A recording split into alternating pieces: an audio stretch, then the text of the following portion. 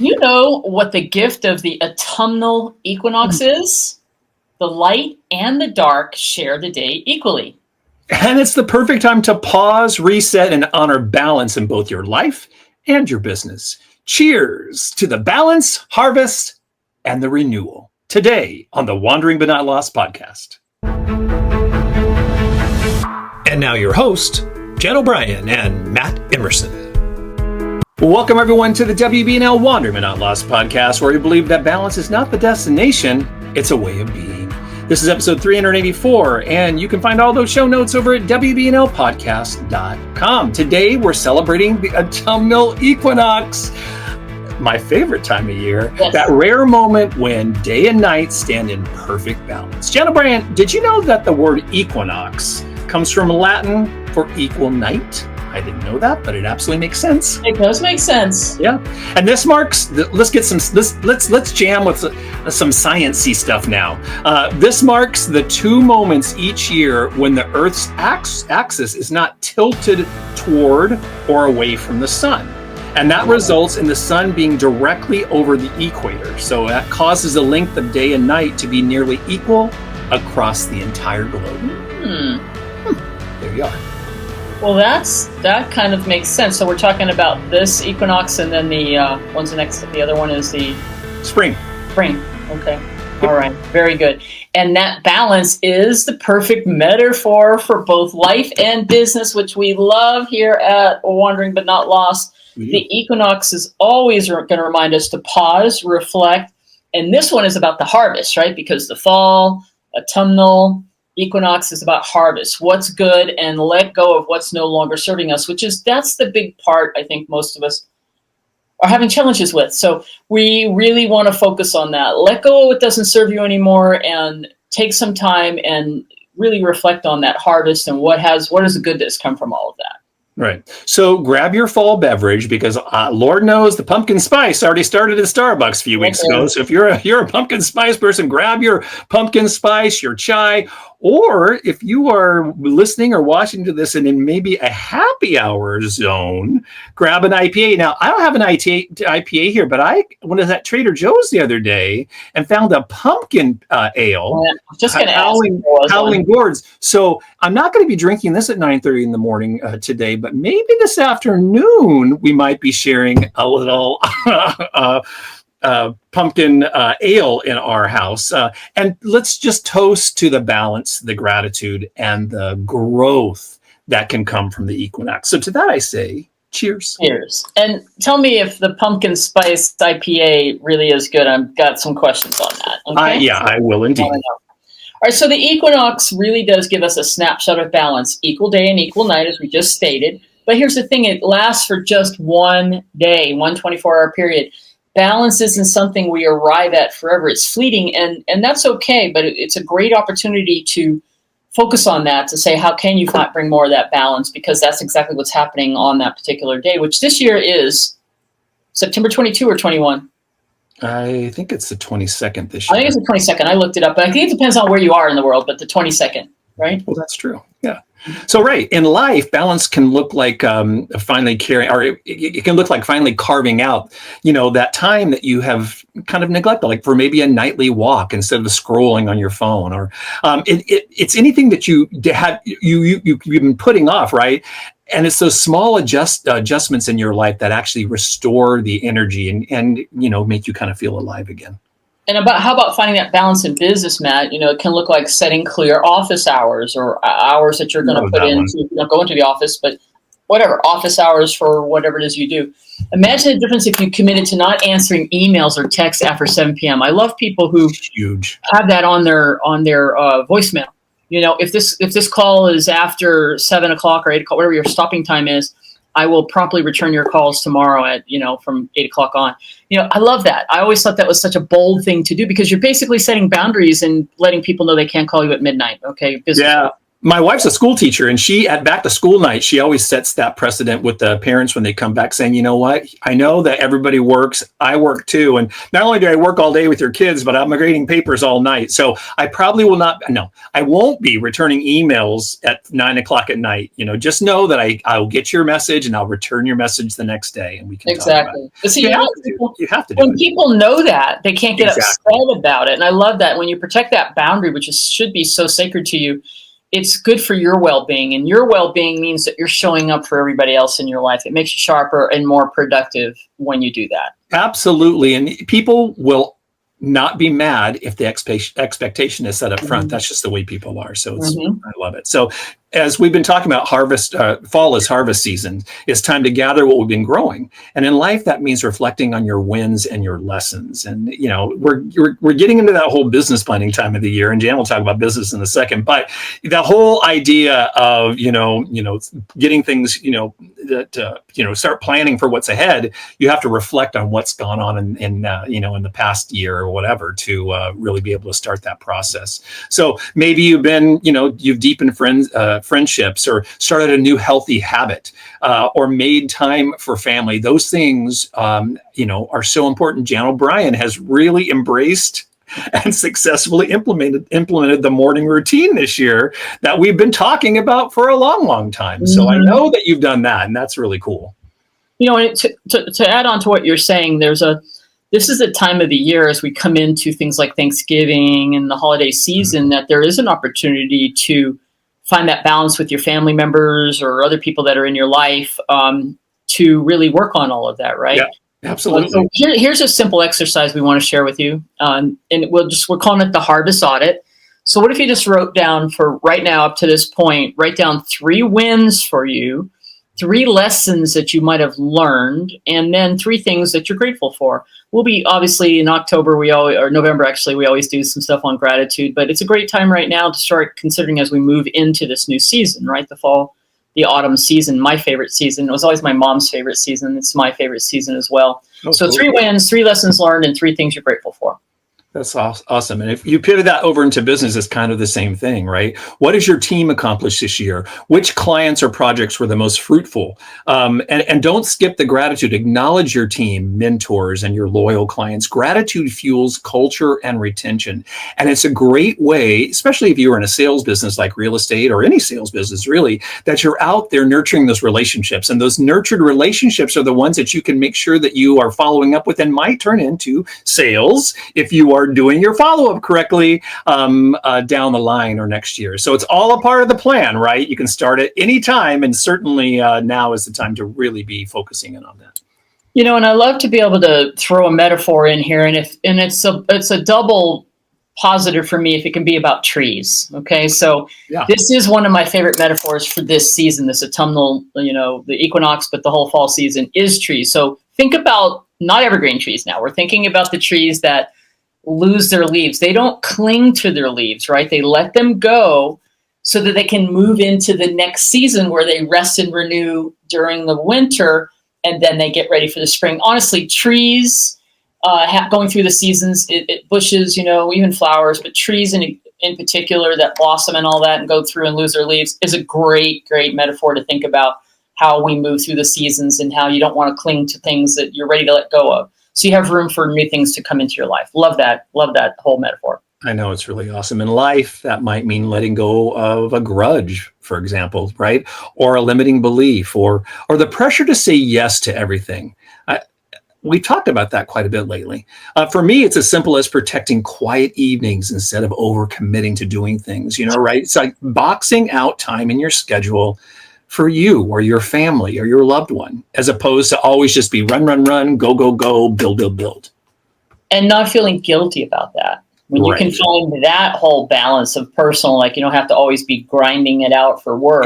Exactly. How do you find that time and enjoy it by letting go? I should be doing this. I should be doing that part, right? Yep. So also, as we continue on with some business ideas around that, it could mean releasing clients who drain your energy. Sometimes people will get into a scarcity mode. We've seen it with agents, and I'm really good about this because I'm all right with letting go of somebody who just does not fit, because it leaves room for other people who appreciate who you are and what you do to come into your life. So delete them from your database. Like that's Brian Feeney's always said, A, B, C, D. The A plus is in the how you know the people, and D is for delete. And I always will live by that, and I love it. Letting go of outdated systems that might slow you down. Maybe it is time to ditch that Excel spreadsheet and embrace a real CRM, a modern CRM that's integrating AI and so forth. That will help you and is an app. But the only way that's going to help anybody that's listening to this, that's real estate or any business person that is really wanting to embrace some tech or CRM, you have to love whatever it is you choose. So if you love it, then you're going to use it. Absolutely. I wonder what the percentage really is of people that use their CRM once they have one. I would love to know what that stat is. I think it's very small, and it's always going to be. I'm sure. I'm sure it is, but it's just that we're using it for 1 minute, like 10% of its ability, and that's just to maybe send a newsletter or something, or a group email or a text. They're using it as a contact management system, and not even so, because they're using probably their Gmail or something, right? Yeah, probably, right. And all this is really exactly where our Clarity series comes in. If you're ready to go deeper into presence, alignment, and purpose, our guided reset practices help you root into what totally matters most and release the noise, because that's really what it's all about, right?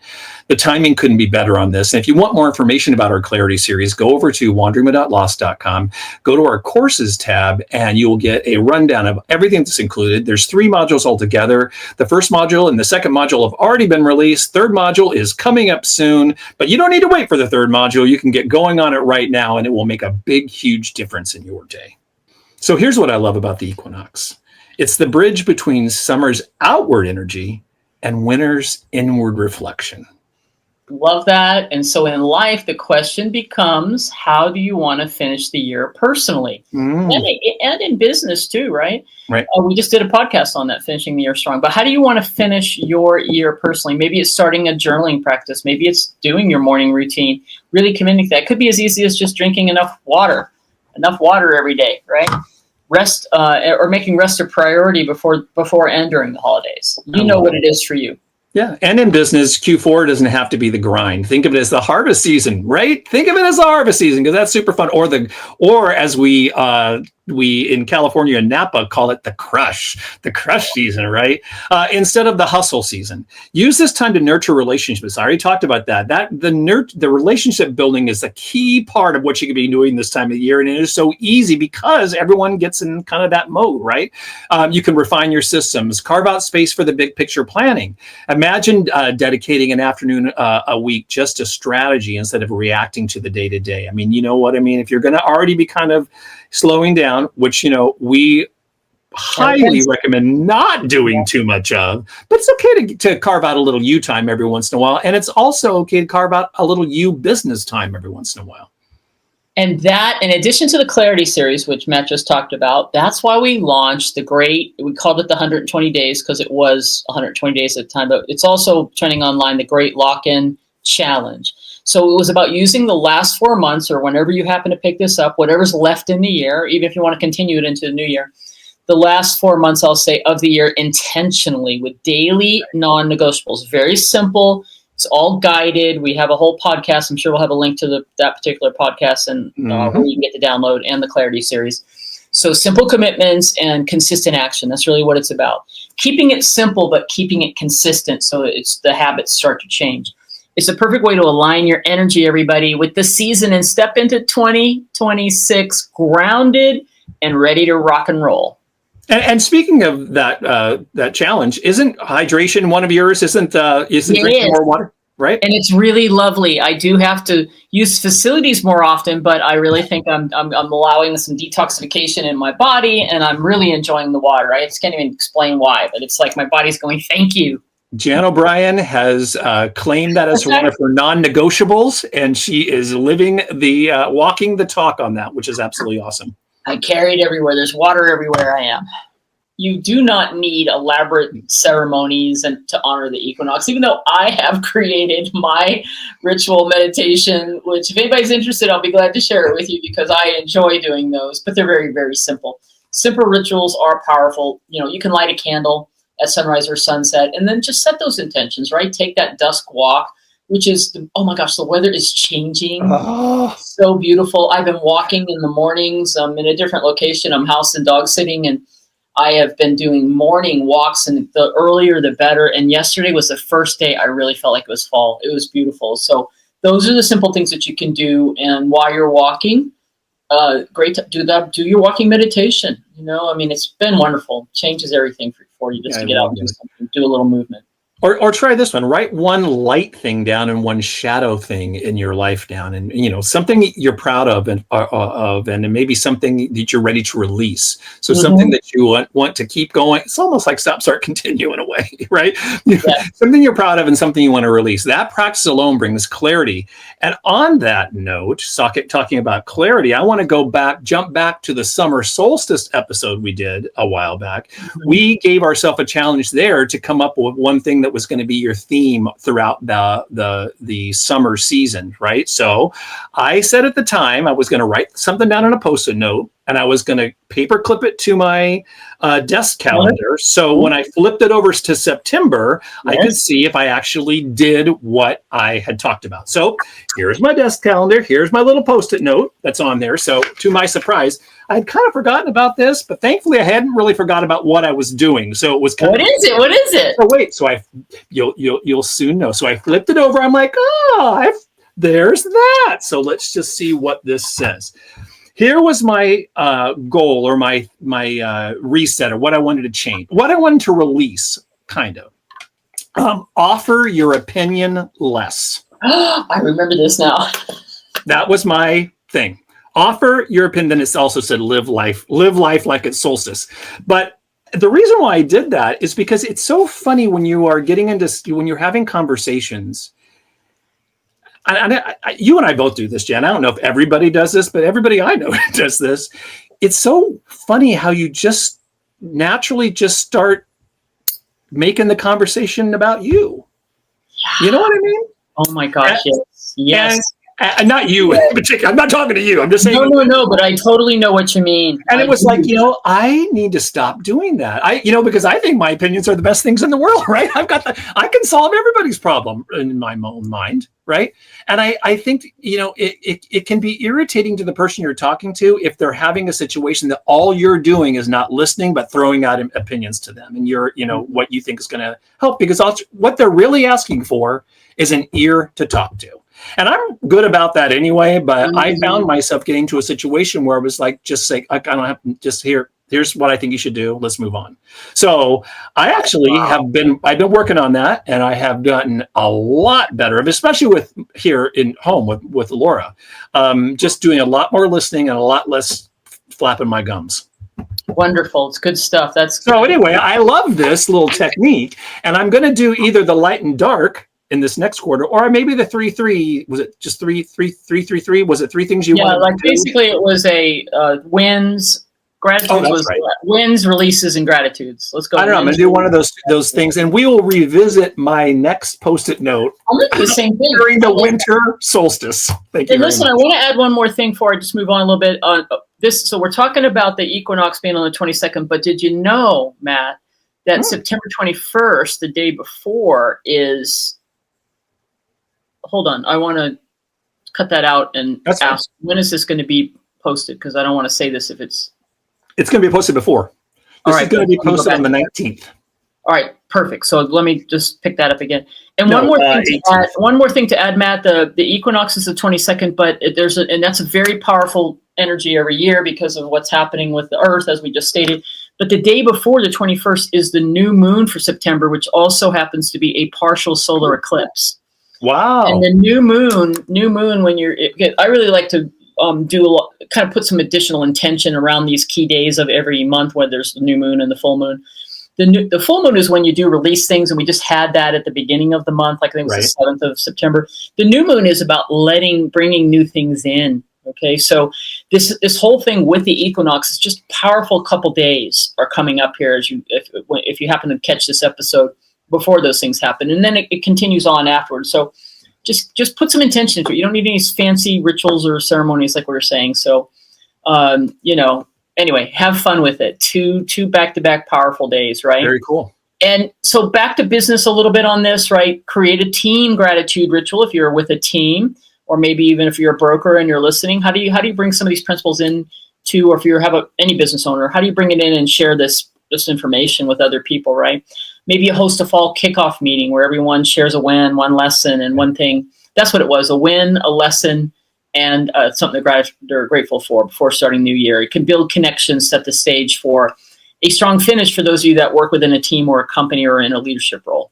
That's awesome. So remember, the equinox reminds us that balance is not permanent. It's not a permanent state. It's not always going to be there. It's that moment that you found your place. It's a practice, and if you work on it, you can see it happen in your life much more frequently. And that's the point, isn't it? Because the more we practice does make perfect, right? The more we practice in both life and business, the more aligned and energized we become.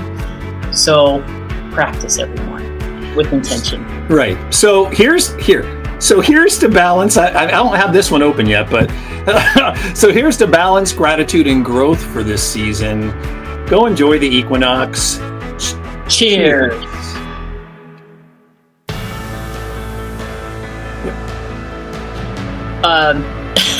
Yeah, we both done it now. So ha! I love it. Ha! And you saw how nice I just sat there and went. I know. And begin.